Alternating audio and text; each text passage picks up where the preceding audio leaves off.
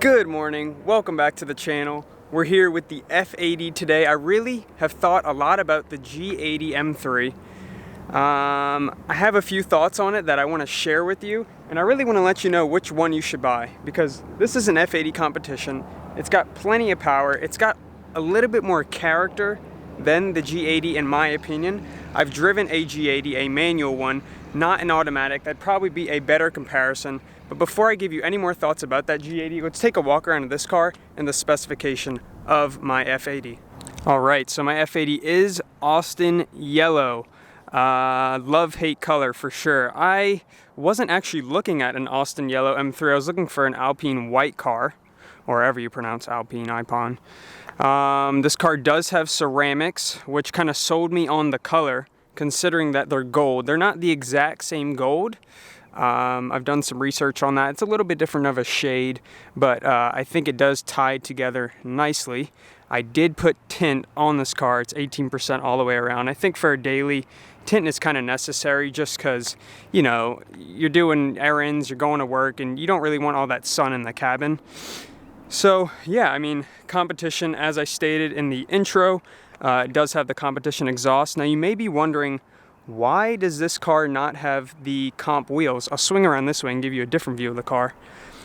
So basically, when I was looking for an F80, I was looking for one without the competition wheels. Now, you might think I'm weird, maybe I am. I really like these rims, and I think that the larger or taller sidewall on these wheels is better for grip and overall comfort, especially since I'm using this car on a daily basis.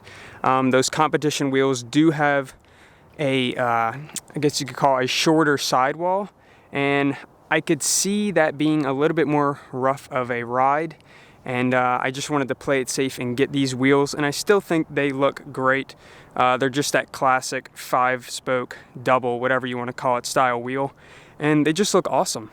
Now, to get more in depth about the styling of the F80 compared to the G80, I do like the front end of this generation more than the new one. I think those two grills on the new style car are not as good looking. They are growing on me every day that I see the car, and I think when I drove the car, it made me appreciate it more, and I kind of looked past the exterior looks. But I mean, just looking at this car, guys, I mean, this line that runs underneath the door handles, I mean, that's great about every M3 that's been around. I think on the F80 it really stands out. I do prefer these mirrors over the mirrors on the new G80. I just like how they're more round, more bubbly than the new car. They're a little bit too sharp-edged for me. Just walking around the car though, I will say that on the G80 I like the wheels that they offer more. Like I said, these are the non-competition wheels. I do like these wheels.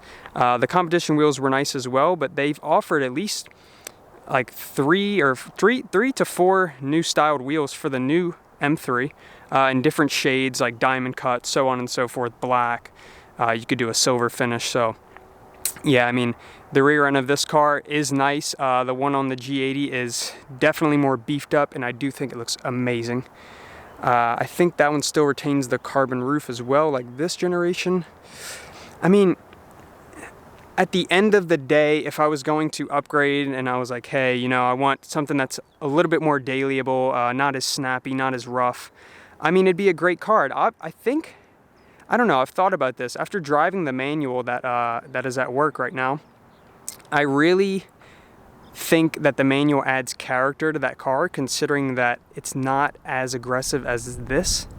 I think that's maybe what I would go for, is a manual, just because it has the auto rev match, and it adds a little bit more fun to the car, just considering how it's changed. But what I want to do now is set up my camera on the windshield and side, go for a ride, and compare this car and how it drives to the G80 in real time. So the first thing I want to point out are these analog gauges in the F80. I think that these blow the digital screen away. I'll have to get used to the digital screen, because if I don't, then I'll be stuck buying old cars, which I would do.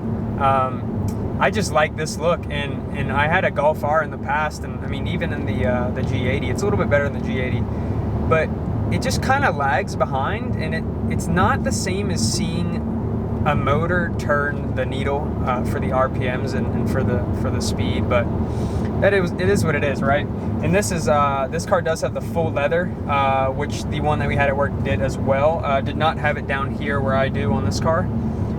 Is it worth it? I don't know. It just depends on your situation, but this one does have the full extended leather, which I do like, and it really complements the car. But in terms of how it drives, the mode that I keep this car in when I drive it how I am now is just efficient, comfort. Now if I pop it into M2, I have Sport Plus, Sport, and Comfort. Sport Plus for the drivetrain and in the throttle response and stuff like that. Sport for the suspension, and Comfort for the steering.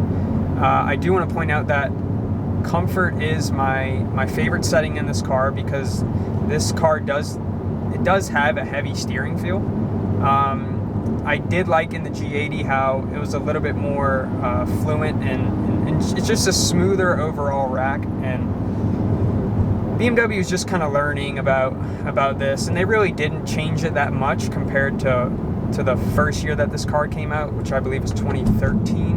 Correct me in the comments if I'm wrong, but yeah, I mean, the one thing I did miss in the G80, and I drove a manual, but I could see how I'm not going to be a huge fan of the ZF 8-speed. This car does have the 7-speed dual clutch, and I'm a huge dual clutch fan. I think they're the best transmissions ever built, and they should continue to build them and put them in cars, especially like this, to keep them to keep them with a lot of character, and just so they're snappy. And this car is just really snappy compared to the G80, I felt. I didn't get to push the car at all, but just from the reviews that I'm watching and people that I'm listening to, it does sound like that car is a little bit dull.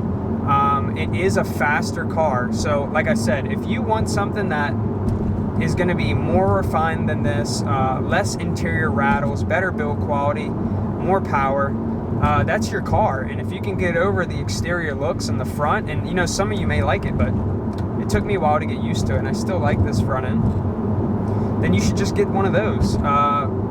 They have a ton of nice colors. They have the new carbon bucket seats, which I'm a sucker for.